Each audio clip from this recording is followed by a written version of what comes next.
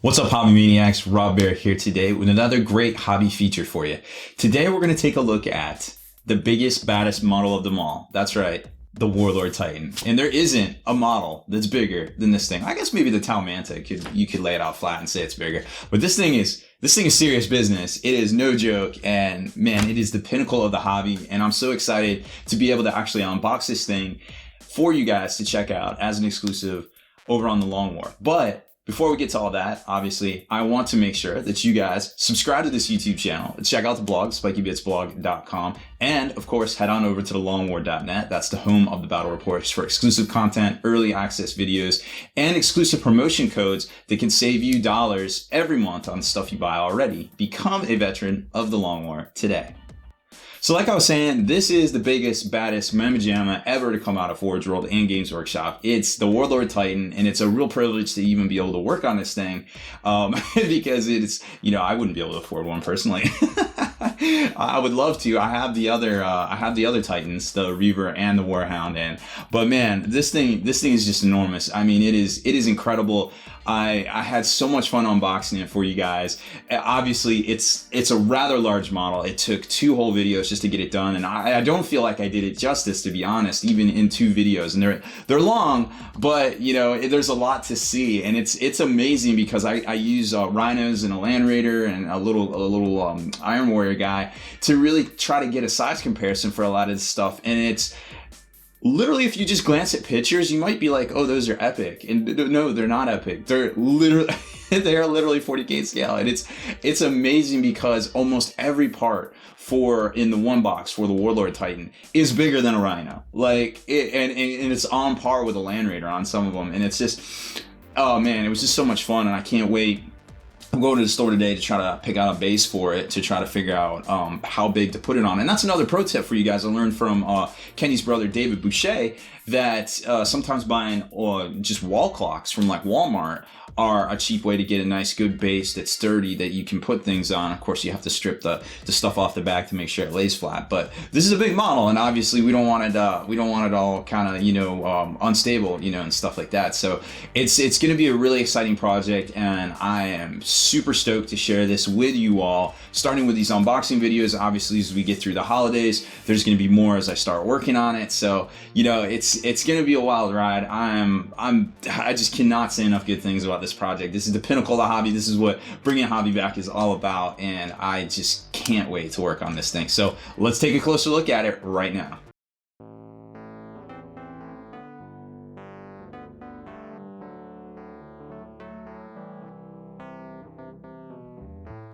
Today and in the next video in the series, we will be going over and taking a closer look at the pinnacle of the Warhammer 40K hobby, the Warlord Titan. Now, a lot of people have done these unboxing videos, so I want to make sure I do it right, and we take our time and we take a good look at this thing because it is an incredible model, and like I said, it is the pinnacle of the Warhammer 40K hobby. So we want to make sure we do it right.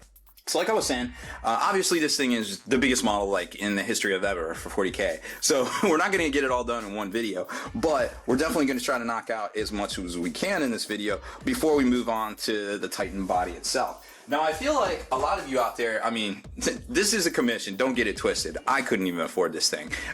You know what I mean? But I feel like if there is any part of it that any of us can afford out there, it is the head, which is, it's about the size of a Rhino. It's a really interesting kit, and let me tell you what, this kit, this whole Warlord Titan, all the pieces designed on the computer, completely 3D, 3D design. Everything goes together smoothly. I mean, even down to the actual keyholes and the sprue gates themselves, which are the pieces that basically the resin runners, for lack of a better term, to actually go in and fill the model. They are all designed, in the computer. It's an amazing kind of world we live in now, and I definitely have high expectations for, just the amount of stuff that we can do in the near future with, where we're at in 2015 with the Warlord Titan, I mean, the sky is literally the limit, in my opinion. So with this kit, it's the Mars Alpha pattern head. Now, there is another head variant. We don't have that one, but we got this one. This one's baller. And it comes with two little heraldry plates, which are really interesting right here. And then it gets into the instructions on how to put it together. And it is its own kit. You know, there's a lot going on here. And what I really like most about this particular kit from Forge World, and all of these kits, as you'll see, is everything is exquisitely wrapped and, you know, bubble wrapped and everything, and super protected. I mean, because if you're going to spend 2-3 G's on a model, then yeah, you know what I'm saying? I better not get a model that's all busted up, you know, in the mail, because this stuff's coming from, you know, for the most part, it's coming from across the pond, unless you get it at Adepticon or you get it at Gen Con or something like that, you know, some sort of event. So it's all very well packaged, and you can see right here from this perspective, like, it is very, very highly detailed. So we're gonna bust this bad boy out in a second here, but first I wanted to show you the actual instructions for it, because it's really cool. Like, you know, full color instructions. They got a whole lot going on here. You know, basically it's not too many pieces, to be quite honest. Like, I think a lot of people out there might pick up the head just for terrain or whatever, and I think that's pretty neat. You know, you could work it into like an objective. You know, you can have it so it's open. The piece, the roof right here actually comes off. You don't have to glue it down, and you can get right into there. And it actually comes with a princeps on foot, the princeps itself, the left modery and the right modery.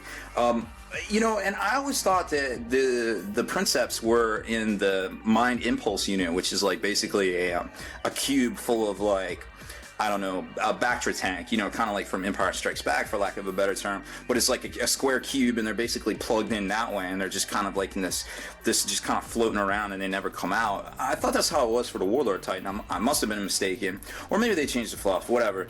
That's the fluff I remember, you know, growing up and reading all these books. But, you know, in either case, it's always cool to see a little pilot there just pimping it, just like, yo, hey, I'm a Titan. What's up?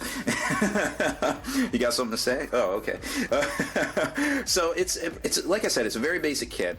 It's got, you know, you got left half, right half, top, bottom, back hatch, and some wires, and then the heraldry plates and the pilots themselves. So you can see it all goes together very well, or, you know, it supposedly goes together very well, but it turns out it actually goes together very well in and of itself. So that's the quickie right there. No need to spend a whole lot of time on that, but let's take a look at the parts. And this is where it gets really interesting, at least for me, because these things are so well designed. I feel like, you know, it's just like, I've worked with a lot of resin kits, a lot of Forge World kits specifically. I put together the first, you know, Warhound Titan, one of the first ones that rolled off the assembly lines way back in the day, and I know how much of a hassle it was. And now, you know, you see these kits here, and I'm just like, man, I am completely spoiled by this thing. I mean, so for instance, here is the left and right pieces, right, to the head itself, and then they just like literally just lock together. I mean, it's crazy how precision, like right there, see that groove right there? Like, it's just crazy. I mean, it's precise. Look at that. Zero tolerance. I mean, it's just boom, it's in there. You know, it's very well done. You've got these little sprue gates right here that I was talking about that aren't, you know, you could get in there with regular clippers and just clip them. You don't need a bunch of hacksaws and tools and things like that. And it's just the sheer weight of parts will definitely take some time, but, you know, I feel like it wouldn't take as much time as if this thing wasn't basically designed in a 3D program, because, you know, when you start thinking about it, when everything's done by hand, it generally takes a long time, and then that top just kind of fits on there once you put the sides on here. So we can't, you know, really piece it together because it's got all the sprue gates on it, but you can definitely tell. I mean, look at the detailing, look at the grading on these floor panels here. You know, look at the chairs. You know, this is the hatch to the back. You know, you saw this. A Reaver has a very similar build. Look at this symmetrical. Like, I mean, it's literally just, you know, just basically flipped around. Perfectly symmetrical, you know, using computers. I mean, they switched up the interior a little bit, but, you know, stuff like that, just being able to do that sort of thing on the computer itself is pretty much amazing. Now, just to give you an idea of how big this Titan really is, I mean, there's a Rhino, right? So the top hatch to it literally is almost the size of a Rhino itself. Now, probably it's more like I would say this probably compares more to like a land speeder. You know, obviously a super crazy, you know, land speeder would be cool if the head kind of shot off there, you know, a little escape pod kind of thing, and that would be pretty neat. But you know, I guess you could model it that way, I suppose. And then here is the little parts themselves, you know, the pilot and everything. So you got the Princeps, which is very well detailed. I mean, take a look at that guy. And then you got the two actual pilots, the Moderees, and then the Princeps in the seat. You know, all computer designed, all amazing. I mean, look at the knurling and the crosswork, all the lining and everything on the actual wires itself. I mean, it's just incredible, like so incredible. Now, sizing it up to like something like an Astartes, you know, it might be a little off as far as the scale goes exactly, because this guy isn't exactly a superhuman and these guys supposedly are, but you know, it is what it is on the computer and things. Obviously we know that 30 dudes or 10 dudes don't fit in a Rhino, so and the Rhino is the size it is, so you can only be so upset about that. But when, you know, the actual scaling of the model, but for the detail, the design, and the actual implementation of the kit and the packaging, it's you know, it's very, very highly done, and you can't say enough good things about it. And I mean, it looks like this kit is going to go together very well once you know, do the normal proper cleanup. Use, you know, of course, your sprue cutters and things like that, but it doesn't look to be too bad, and everything looks to pretty much fit together. Nothing needs to be probably heated up and bent and things like that. So that's really good to see for the first kit we've opened. And this is just from scratch. I mean, I took a quick look at it.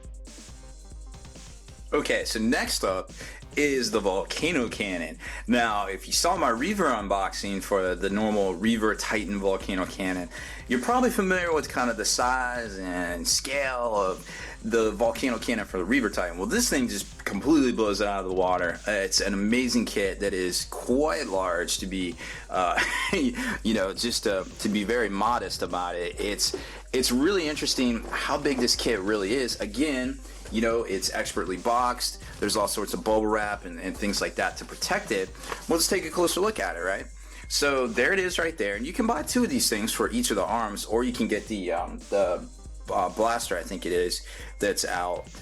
There's also two different weapons for the top, the missile launcher. So basically, it doesn't have a lot of parts, but the parts it does have form a really huge kit, actually, that's bigger than most aircraft out there in the 40K world. So, you know, it's got a lot of, you got your typical armor plates here, but then you got your, you know, the actual substructure of the gun itself, you know, from the barrel to the focusing barrel supports to the barrel end. Then you've got, you know, the shield, this piece here, the shield mount can be basically mounted on either side, so you can have a right or left version of it. Then you got your piping and things like that, just kind of depending on where you want it to go. Basically, it all locks in right there. So really, this is the only thing that's a little different depending on what you want to do. And then they just give you ideas in here about basically how to put it together and where the armor plate, the section where the armor plate glues to. Very similar to the Volcano Cannon for the Reaver Titan itself, which I'm sure might be a scaled up or a scaled down version of this one. You know, they came out earlier in the year, so something tells me that they're like, hey, while we're making this, maybe we should make the one for the Reaver. You know what I mean? Because it's got very similar parts, but they're a little bit smaller. And you'll see this thing is gigantic right here. So you got that. You got your little, basically your accessories. Then you've got the actual main section of the gun itself. Boom, right? That thing is huge. Then you got the armor plate, which is also pretty huge. These components are almost as big as a Rhino, and I'll show you in a second. And then you've got the actual power section, basically the power pack. And then it gets into the barrel, which is also about the same size as a Rhino. And then you've got another armor plate right here, which all is very similar, like I said, to the Reaver actual weapon, that Reaver Volcano Cannon as well. So this thing, obviously, when you put it together, is huge. But let's just take a look real quick, just for scale. Boom, there's a Rhino. You know what I'm saying? Like, this is literally bigger than a Rhino. The barrel is bigger than a Rhino. Like, the power pack is almost the size of a Rhino. You know, the armor plate, the Rhino fits in it. And then, you know, this is obviously just as long as well, too. So, I mean, it's just like nuts. And this thing has two of these, right? So it's got two on each side. You could, or you can mix and match the weapons, whatever. So basically, when you form it, you've got, let's see, it's this, and then this, and then the barrel goes here, and it slots right into there. And you actually, wow, that's really interesting how it kind of, I guess it just locks in. It doesn't really slot in. So that would be the top. So there's an idea of just the barrel itself, not even power pack, right? So you got that, then the power pack right here. So I mean, you're already bigger than a foot right there, and then you've got the carapace piece, armor plate, which basically slots right over top of it and kind of goes over this area right here, and then this is the armor plate for the outside, which basically just kind of protects things a little bit right there. And then you've got all the accessories where, you know, the two supporting brackets go here, then they lock into. Oh, let's just pop it open. I'll show you. So you got the two supporting pieces that go right up there, very similar to what we saw on the Reaver one. And then you've got the lock into the focusing point right there, which is actually the barrel. So that goes right there, and then there's your armor piece, which those three slots lock into right there, depending on which one they're symmetrical. So depending on which one you want to use to actually mount the plate to, which right there, you will notice you can go front or back, just kind of depends on how you want to slide it. And then you've got your hoses for the engine for right here, for the power pack section, and then the one hose, which I forget where it goes, but it kind of doesn't matter, to be honest. You kind of get the idea of the whole assembly and how big this thing really is, because I mean, again, you're talking, there's a Rhino, so it's literally bigger than every plastic kit in 40K. I feel like I can't think of a plastic kit or vehicle, at least, that is, I mean, that's bigger than a paint blade. Like, I can't think of a kit that this is actually bigger than every 40K kit out there. It's incredible. It's really cool to see, and I've got two of these to put together for the arms for the Titan here soon. So let's check out the carapace weapons next.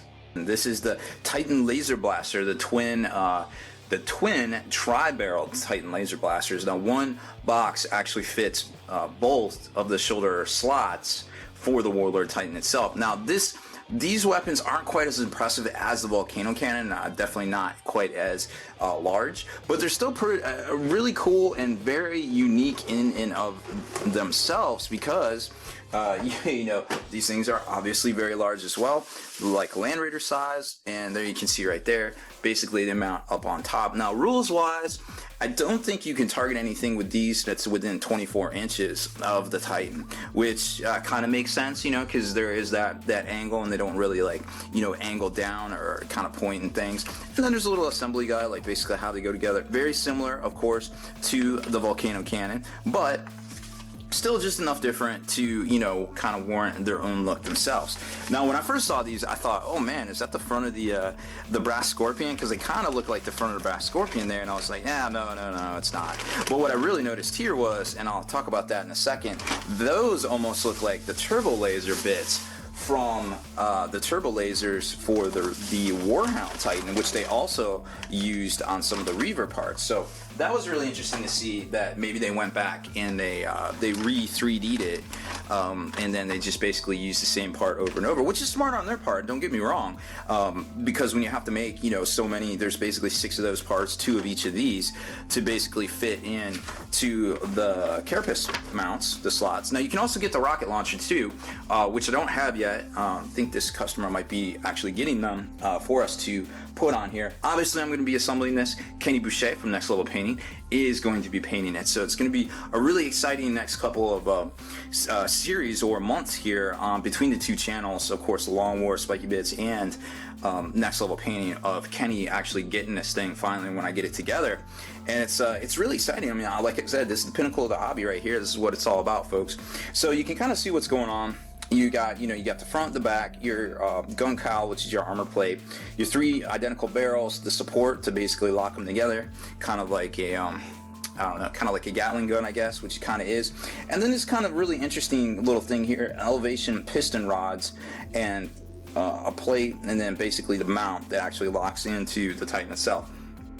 Now, I haven't even gotten the Titan together, and we obviously didn't do the unboxing yet, so I'm not exactly sure how this actually interfaces into that at this point. But for now, you can kind of get the idea of what we're dealing with. So it's obviously a large piece here, and then you've got this little kind of trifold thing that locks everything together. You got some wires, and then the pistons here, basically depending on how you want to elevate it on the back of the Titan itself. So let's take a little closer look at it. So like I said, these are the turbo laser turbo laser destroyer, blaster bits. There's also a Reaver Titan version of these. They look to have been re-engineered in 3D and obviously remade, because these pieces here are new. Definitely not what I'm used to seeing, but this is probably what you'll be used to seeing here in the near future on the fronts of the turbo lasers for the Warhounds, and also for some of the Reaver weapons, because I imagine eventually they're going to remake that, or they'll just start giving us kind of some new parts there. And there's the gun cowl. Now, I mean, this is a very large piece. I mean, let's take a look. Here's a normal size figure. Normal size figure almost fits into there, you know what I'm saying? So like, this thing is crazy big. Then you got all sorts of little sprockets and things and wires. All this is very well done, just like we saw on the rest. I mean, you got, you know, it's just incredible the amount of detail they can really get down in there, you know, do all this knurling, and oh man, it's just really exciting stuff. But then to give you an actual idea of the size, you know, I just want to pop out the actual structure of it here. So here's the mount that actually goes into the Titan itself. So there's that. And then of course you've got the actual, basically the stock or the barrel of the Titan, and then you got the power source right here. So those are basically how it kind of you know, goes together. So you've got this, and then you got this back piece here. Obviously all of these are going to plug in right here. Boom, boom, boom. Just to give you an idea. And there's that. So that's your elevation. Yeah, I guess you can do it either way. And then you got your power supply right here in the back. Boom, there's your barrels. And then your gun cowl is going to go over that like this. Oh, actually, no, it's like this, because there's the hinge.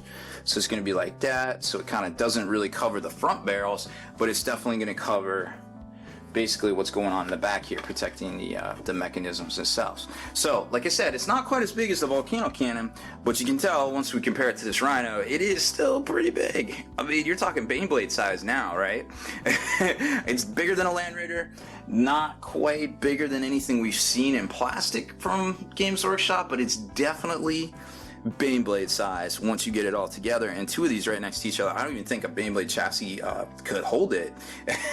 Something like this would probably be on like the Ordinatus or something. And I think this is the actual kit that they made into that one Forge World terrain piece. It kind of looks like it's like a little Realm of Battle square, but then it's got the buttress and the fortress thing out front, and this basically locks into it, and they made that into a terrain piece. I don't think they've offered it yet, but it definitely I think some folks picked them up at some of the events over there. They may have offered it, I may have missed it, but this is definitely part of that kit in and of itself. And we've seen this because it is kind of, it's not overly big. You can put it into terrain features like that big huge board for the Angelus, where it was like basically Angelus Prime. The whole point of the Blood Oath book at Warhammer World, that huge table where it was Ultramarines versus Khorne. You know, you saw a couple of these on the terrain features too, for kind of like, you know, planetary defense kind of thing. So that's, I mean, that's basically what we're looking at here, you know. So again, another great kit, and these are just basically the accessories, the bling to go with the actual Warlord Titan itself, which we will get to next time. Deleted scenes, bonus content, and all the interviews and post-game wrap-up videos can be located in the Hall of Veterans on thelongwar.net. Visit thelongwar.net today and try a week completely free with no strings attached. That's not all. Thelongwar.net is also your hobby resource for exclusive early access with an ad-free experience to all your favorite videos. Members of the Hall of Veterans gain early exclusive access to multiple hobby videos,